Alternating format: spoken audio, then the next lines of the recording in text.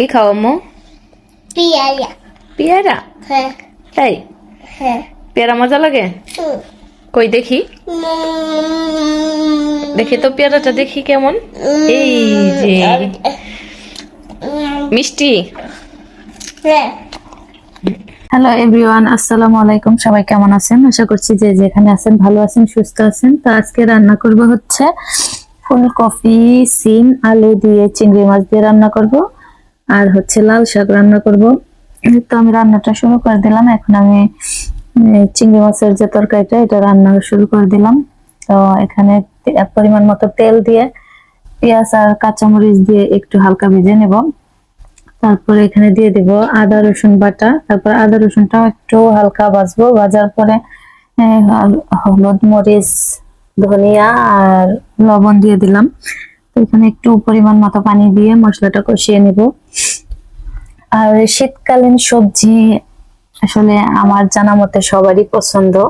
শীতকালীন সবজিটা খাইতে সবাই পছন্দ করে। আর ইয়াসিন তো দেখলাম আগে সবজি খাইতো না, কিন্তু এখন দেখি ও ফুলকপি আর সিমের তরকারিটা খুবই পছন্দ করে। আজকে বলতেছে যে এই তরকারি রান্না করলে সবসময় বেশি বেশি রান্না করবা, অল্প করে রান্না করবা না, এটা আমার অনেক ভালো লাগে। মানে এই ফুলকপিটা আস্তে আস্তে ও উঠায়া খাইতে খুব পছন্দ করে। তো ভাবছি এরপর থেকে আনলে ফুলকপিটা একটু বড় সাইজের আনবো। আর আসলে আমি আগে জানতাম না যে ও এটা এত পছন্দ করে, যার কারণে ছোট দেখে একটা নিয়ে আসছি। আর এটা রাতের জন্য রান্না করছি।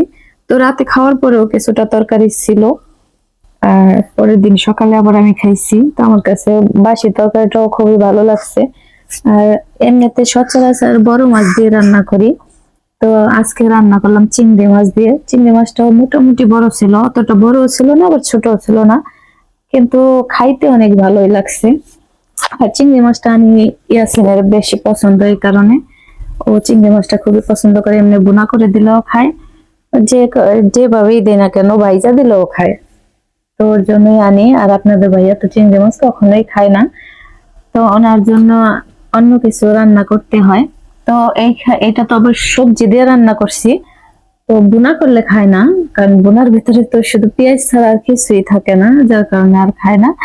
আর এই সবজি দিয়ে রান্না করছি, তো মাছটা খায় নাই, সবজি দিয়ে ভাত খাইছে। আর এই যে লাল শাক রান্না করছি, তো লাল শাক দিয়ে খাইছে। আর এই যে কথা বলতে বলতে আমার রান্নাটা হয়ে গেছে। আর লাল শাকটা আমি আগেই রান্না করছি।